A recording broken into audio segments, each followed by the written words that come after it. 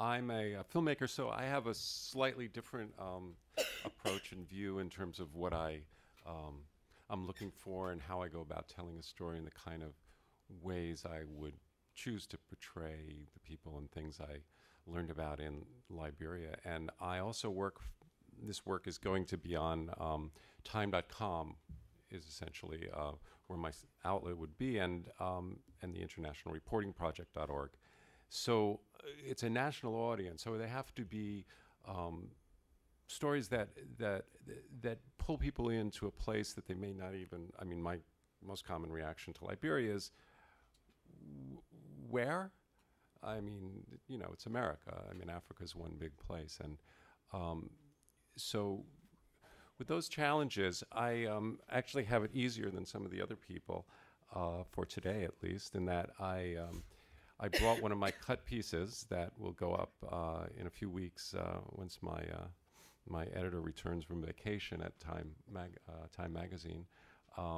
So what you're seeing is an unvetted piece where the stock footage still has big names of the company I'm getting the stock footage from on it, and the sound's a little funky, but you'll see a piece. And while we were there, we were introduced to some of the women's Peacemakers Network, the incredibly important women's group that essentially helped bring peace to Liberia. And was very intrigued and charmed by Tweeta Sugars Cooper.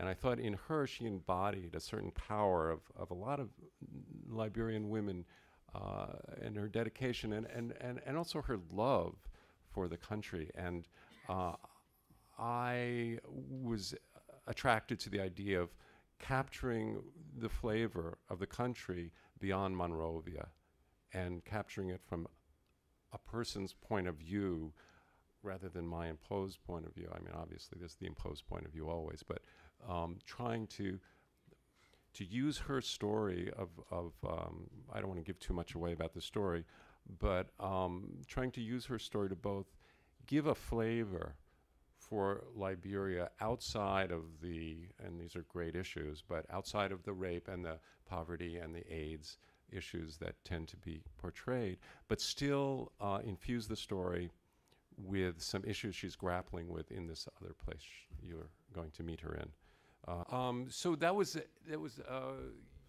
in my mind, hopefully, a different kind of a story than one would often see in these underreported places. But I think it also touches on the fact that, as Sugar said to me, she feels like the issues of recovery and the problems of recovery and development are all there in miniature in that small place. And it's really true. And the issues of even just bringing goods to market. I mean, that track to get to that town, it's just, even in the non-rainy season, was a big, dippy, runny road that wasn't all that far from Monrovia, but it took about 2.5-hour, 3-hour drive. And so she's a fantastic woman, and she's chosen, going from an international stage as a peacemaker, to go back to her roots, and I think it's a fascinating piece. I've also got about 6 other stories at least. I also stayed longer than everyone because doing what I do takes more time. And so I went back to Firestone, which is a really intriguing place in terms of the issues it raises about corporate responsibility and what Sirleaf is trying to do in controlling the concessions that have defeated so many African nations rich in natural resources. It's really interesting to see that people are pushing back and seeming to gain some control over the natural resources, even though the multinationals are clearly very powerful. For example, right offshore from Edina is where the oil is going in. So I hope Sugar's dream is not swamped in New Orleans type oil on the shore. But I've also done stories. I guess one of the biggest things I want to leave people with is I feel like I went to Liberia with a bit of a time lag about a 3-year time lag in terms of the kind of research you get when you read books and or articles. It tends to be really focused on the war and the devastation. And I had done other stories on child soldiers. I was, felt very prepared to go out and talk to ex-combatants and do stories on that. And in this intensive tour, I realized, wait a minute. I mean, and I've been in Afghanistan through a period of time. I've been in Afghanistan from the period of hope, right, not long after the invasion.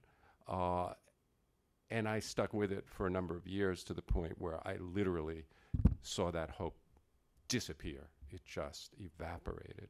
And this is 6 or 7 years later, maybe 8 years later, from the Civil War. And what you see in the people is that hope that Sugar's talked about. And there are huge problems, enormous problems, but you sense that there's something there, and even the the ex-combatants I spoke with, you're asking them to dig back a long way. They want to go past that. I mean, it would be, what happened when the freshness of the Iraq War soldiers started to, the Iraq War is going on. It's a bad example, but in a certain way, that's 7, 8 years. That's a long time they've been at peace. And so that was a shift as a reporter, as someone on the ground, that I felt I was going through, and that I wanted to bring back that aspect of it in my stories. And some of them are tougher stories on rape, et cetera, but a number of them are in this nature of a story, which is a more human level story, and trying to show that side of Liberia. Thank you.